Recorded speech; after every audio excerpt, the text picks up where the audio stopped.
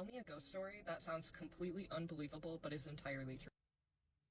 Okay, I have another one. And this one does focus in the small town that I grew up in, which is called Sladen and is about an hour and a half northwest of Nashville. Growing up, I had a front door neighbor, a set of neighbors that lived directly across the street from us. And they had two kids, one daughter who was 2 years older than I, and a son who was 1 year younger. And then they were also looking after, I think, three foster children at the time who were considerably younger, but still older than five. I was probably around 10 or 11 at the time, and I know that when this took place, it was the week leading up to Halloween. And the reason I know that is because we decided to have a Halloween themed game of hide and seek that I inventively called Fright Night. See, I come from a huge family.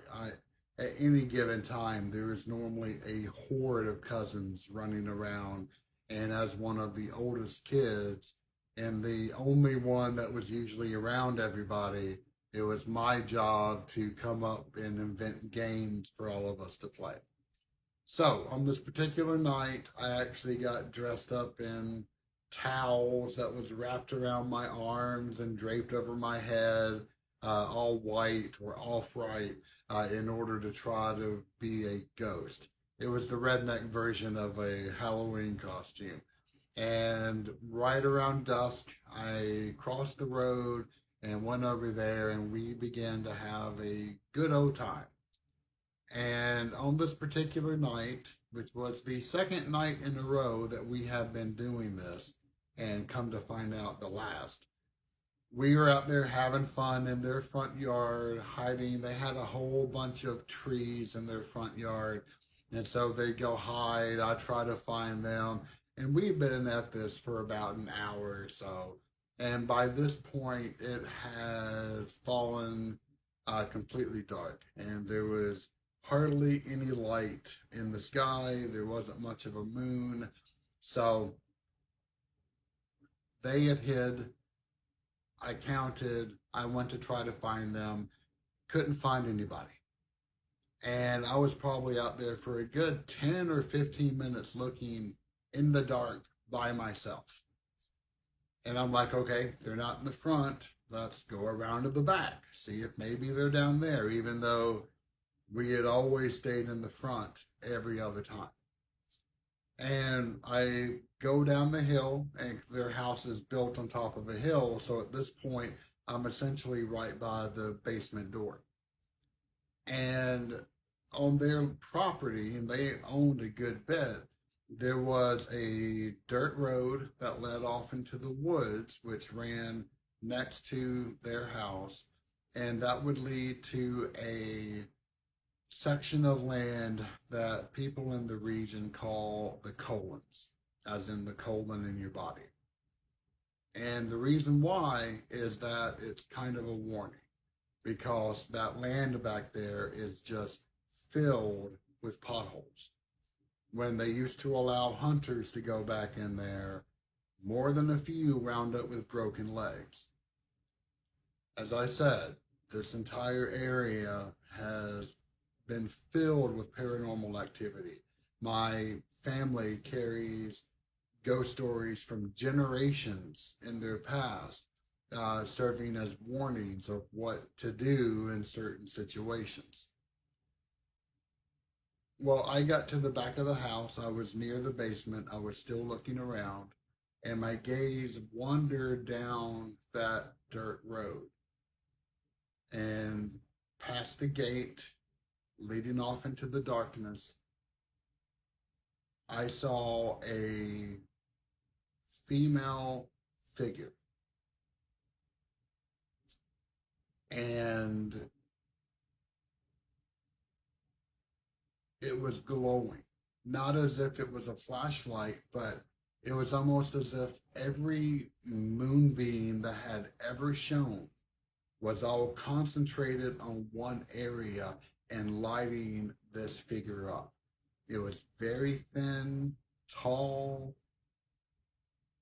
very waif-like, and my mind not having any explanation as to what in the world this could happen to be, immediately thought, oh, well, that must be the oldest daughter because she's pretty, she's thin, she's tall, much taller than anyone else in that family, even though they're all very tall.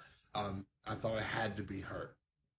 But something didn't quite seem right because, A, why would someone be off in the colons when all the kids knew never to go back there? It's just too dangerous. But two, why would she be behind a locked gate? Something didn't seem right. That and the hairs on the back of my neck were just standing on end. And something in my body finally said, no, no, no. It's time to end this. You've looked long enough. Let's go inside. And so I threw the door to the basement open. And guess who were there? All 5 of the kids. And the parents. And amongst that number was the eldest daughter. And they were all laughing at me because I was the idiot who had been out there for 15, 20 minutes at that point in the dark alone, searching for everyone. Little known to me, they had decided, well, let's pull a prank on old JJ and see how he does.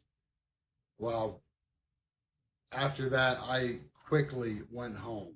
Not because I was angry because of their little prank, but because of the fact that I was freaked out.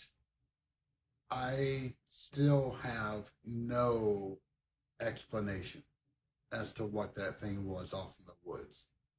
But I never went near their basement again.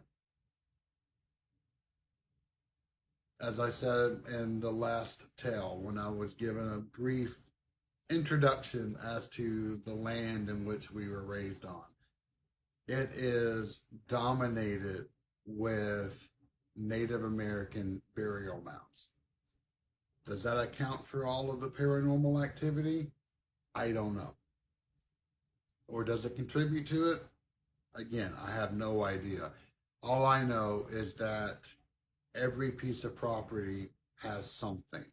And that particular one has a well-deserved reputation for staying away.